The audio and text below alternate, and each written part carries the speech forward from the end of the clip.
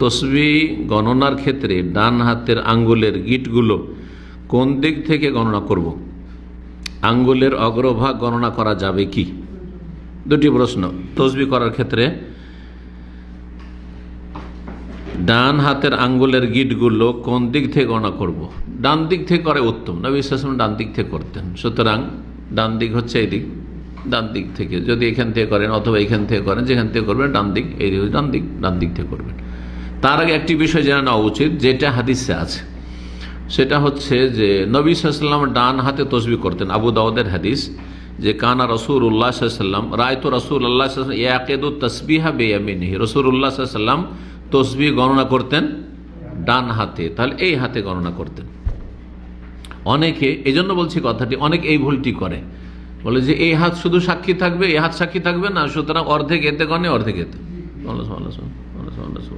না, বাম হাতে গণবেন না। বাম হাত নিচু মানের কাজের জন্য, ময়লা আবর্জনা ইত্যাদি পরিষ্কার করার জন্য, আর ভালো কাজের জন্য তসবিহ যেহেতু ভালো কাজ, সুতরাং ডান হাতে। তারপর নবী সাল্লাল্লাহু আলাইহি ওয়াসাল্লাম ডান হাতে করেছেন।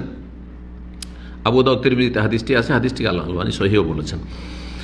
এই বিষয়টি জানলাম। এখন ডান হাতের মধ্যে এই দিক থেকে শুরু, অনেকে এই দিক থেকে করেন না, এই দিক থেকে শুরু করব, যে দিক থেকে সুবিধা হয়, তবে ডান দিক থেকে করলে ভালো মনে করি। কিন্তু নবী সাল্লাল্লাহু আলাইহি ওয়াসাল্লাম থেকে এমন কোনো প্রমাণ নেই কোন দিক থেকে শুরু করেছেন। নবী সাল্লাল্লাহু আলাইহি ওয়াসাল্লাম বা আরবদের গণনাগুলি অন্যরকম ছিল, এইটাও জড়ি না। অনেকে বলছে না, আরবরা যেমন করে গণেছে 1400 বছর আগে ওইভাবে গণতে হবে, এমন কিছু নয়। কিন্তু কারণ উদ্দেশ্য গণনার পদ্ধতি ফলো করা নয়, বরং উদ্দেশ্য হচ্ছে 33 বার পুরা করা। সেটা যেভাবে করেন না কেন, তসবির দানাই করবেন না, কারণ সেটা সুফিদের একটি লক্ষণ। আরেকটি হচ্ছে মুসলিম সমাজের যারা পাপী তাদের লক্ষণ। বিভিন্ন পাপ করে কিন্তু তসবিহ ঝুলিয়ে বেড়ায়, হ্যাঁ, মুসল্লি সাজার জন্য, একটু ধার্মিক সাজার জন্য। তো যেহেতু ওরাও খারাপ, সমাজের খারাপ লোক, আর যারা সুফি বেদাতি তারাও খারাপ, যারা তসবির মালা জপে, সুতরাং তসবিহ হাতে নিয়ে, তসবির দানা নিয়ে আপনি জিকির আজকার করবেন না, তসবিহ পাঠ করবেন না।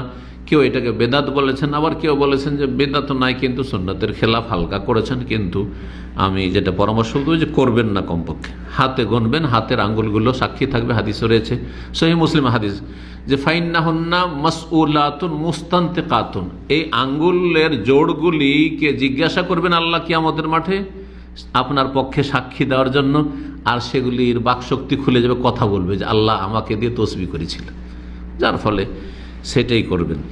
তারপরে বলছেন যে আঙ্গুলের অগ্রভাগ গণনা করেন, মানে এইখানে এগুলো গণনা, অসুবিধা নেই, আপনি যেভাবে গণনা করেন না কেন, যেভাবে গণনা করেন। অনেকে গণনা করে, যেহেতু এতে আছে, আমি যেটা সহজ মনে করি, এতে যদি গণনা করেন তো 16 হবে, 16 দুগুণে 32, তো একবারই করে নিলেন, হ্যাঁ, একবারই করে নিলেন।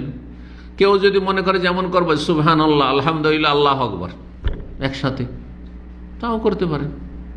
এমন না যে সুবহানাল্লাহ আগে 33 বার শেষ করতে হবে, তারপর আলহামদুলিল্লাহ 33 বার, তারপর আল্লাহু আকবার 33 বার। যদি এরকম করেন তাও কোনো অসুবিধা নেই, জায়েজ আছে।